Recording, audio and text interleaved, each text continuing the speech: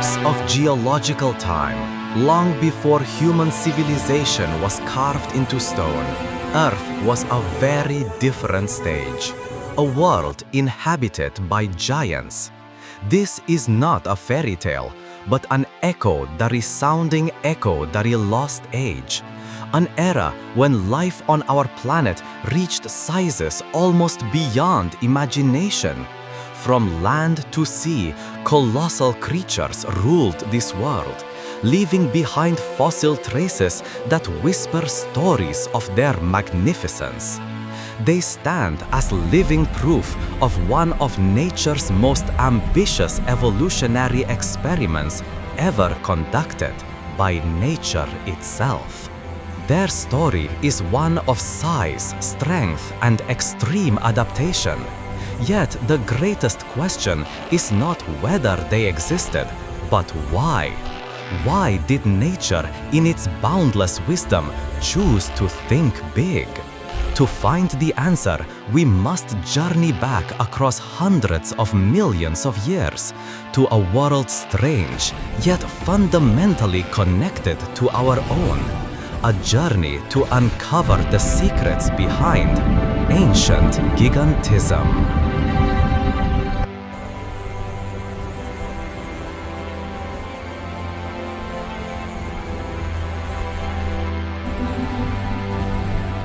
The foundation of the giants' world was built upon two fundamental elements: the air they breathed and the climate they lived in. During the Carboniferous and Mesozoic periods, the concentration of oxygen in Earth's atmosphere was far higher than the 21% we enjoy today, reaching levels above 30%.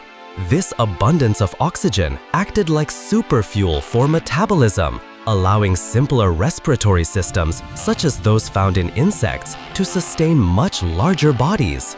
This was the age of Arthropleura, a millipede the length of a small car, and Meganeura, a dragonfly with the wingspan of an eagle.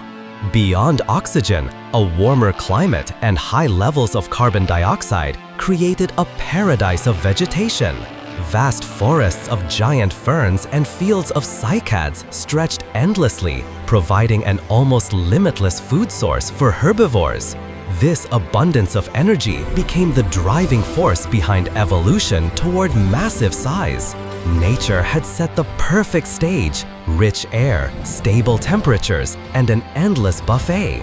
A perfect recipe for the making of giants.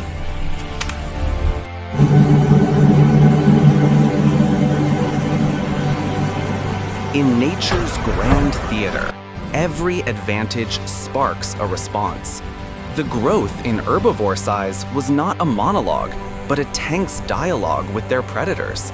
As sauropods like Argentinosaurus grew to tens of tons, they became living fortresses that were nearly impossible to conquer. Size was a shield.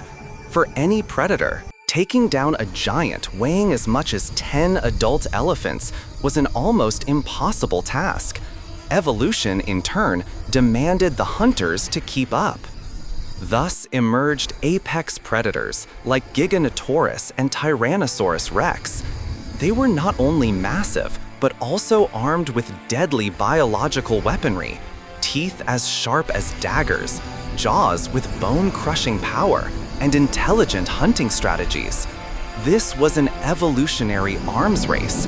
The prey grew larger to survive, and in return, the predators grew larger to hunt.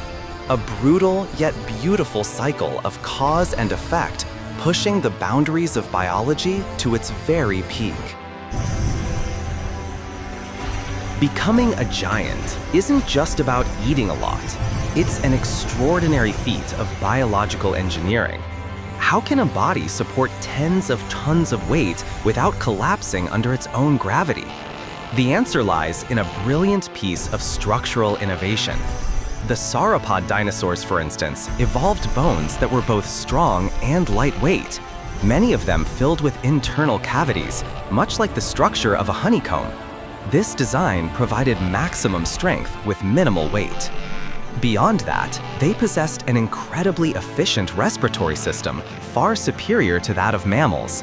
Connected to their hollow bones was a complex network of air sacs, allowing for a one-way, continuous flow of oxygen through their lungs. This system not only supplied the massive amounts of oxygen needed to fuel such colossal metabolisms, but also helped cool their huge bodies from the inside and reduced overall body density. They were masterpieces of biological efficiency, a perfect design for life on an epic scale. Gigantism didn't just happen on land. The ancient seas were home to titans of equally breathtaking proportions. Here, the laws of gravity were kinder, allowing marine life to reach sizes far beyond what was possible on land. This was the world of Megalodon, a colossal shark that could grow up to 20 meters long, armed with the most powerful bite of any creature that ever lived. It was the undisputed ruler of the oceanic food chain, a top predator whose very shadow could strike fear into all that swam below. Yet even Megalodon seems small when compared to some marine reptiles. Shonosaurus, an ichthyosaur from the Triassic period, was among the largest animals to ever exist, rivaling the size of today's blue whales. Their existence shows that the oceans, with their vast resources and buoyant waters, were the perfect cradle for gigantism. In the silent depths of the blue, life found another way to become colossal.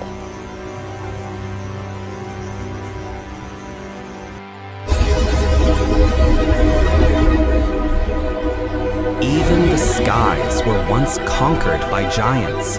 Pterosaurs, the flying reptiles that lived alongside dinosaurs, evolved into the largest airborne creatures of all time. At the height of their reign stood Quetzalcoatlus northropi, a true marvel of aerodynamics.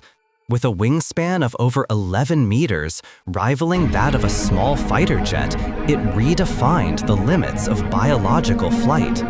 Their bones, remarkably light and hollow, filled with air sacs, were the secret to their success.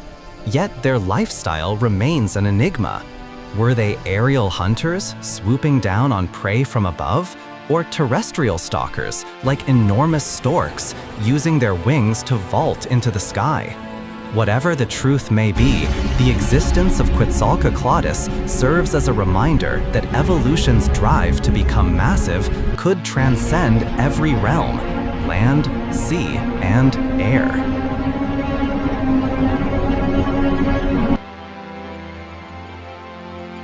Yet, greatness never lasts forever. The very rules that allowed the giants to thrive, stable climates, abundant oxygen, and limitless food, began to change. Shifting continental plates, massive volcanic activity, and global climate fluctuations started to erode the foundations of their world. The once plentiful natural buffet began to dwindle.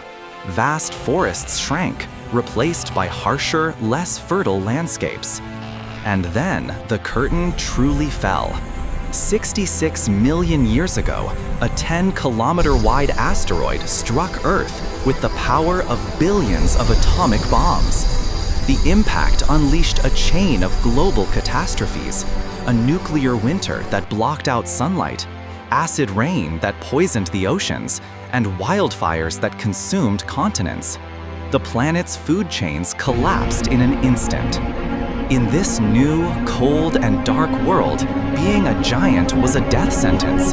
Their enormous energy needs could no longer be met. They were the first to fall. This mass extinction brutally wiped out the Titans, ending their reign of over 150 million years. A tragic and abrupt finale to an age of grandeur. Nature, once a dreamer of giants, now chose a different path, favoring those who were small and adaptable. The age of giants was over. Their world now lies buried beneath layers of rock, a chapter forever sealed in the great book of life. Yet their legacy never truly vanished. The story of ancient gigantism stands as a powerful reminder of evolution's wonder and existence's fragility. It shows us how extraordinary life can be when conditions align, and how no dominance lasts forever. As we gaze back upon this magnificent past, we see not just monsters from a lost world, but reflections of our own planet's rhythms, an eternal dance between creation and extinction, between size and survival, a grand mystery etched into the flow of time itself.